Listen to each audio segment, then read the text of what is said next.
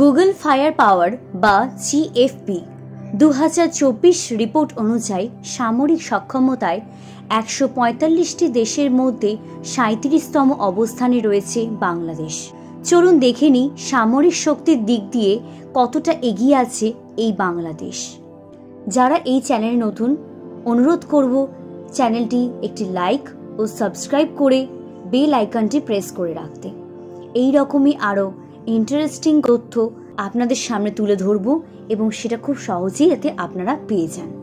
প্রথমে আসা যাক বাংলাদেশের স্থলবাহিনী সক্ষমতার বিচারে। জিএফপি তথ্য মতে বাংলাদেশের মোট সেনাবাহিনীর সংখ্যা 69,63,000। এদের মধ্যে সক্রিয় সেনার সংখ্যা 1,63,000।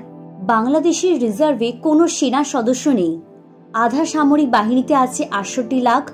এদের মধ্যে সেনাবাহিনীতে আছেন 1,60,000 জন, বিমান বাহিনীতে আছেন 17,400 এবং নৌবাহিনীতে আছেন 25,100 জন।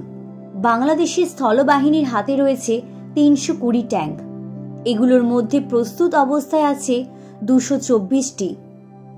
সামরিক যান রয়েছে 13,103টি। এগুলোর মধ্যে প্রস্তুত অবস্থায় আছে 9,170টি। এবার আসা যাক বিমান বাহিনীর সক্ষমতা হিসেবে। জিএফপি তথ্য মতে বাংলাদেশের কাছে 216টি এয়ারক্রাফট রয়েছে। এগুলোর মধ্যে প্রস্তুত অবস্থায় আছে অন্তত 130টি। বিমান বাহিনীতে ফাইটার আছে 44টি। এগুলোর মধ্যে প্রস্তুত অবস্থায় আছে 26টি। বাংলাদেশে হাতে কোনো অ্যাটাক টাইপ এয়ারক্রাফট নেই। হেলিকপ্টার আছে 73টি। এগুলোর মধ্যে প্রস্তুত আছে 44টি। প্রশিক্ষণের বিমান আছে 87টি। এগুলোর মধ্যে প্রস্তুত অবস্থায় আছে অন্তত 52টি। স্পেশাল মিশনের এয়ারক্রাফট আছে 4টি। এগুলোর মধ্যে প্রস্তুত অবস্থায় আছে অন্তত 2টি।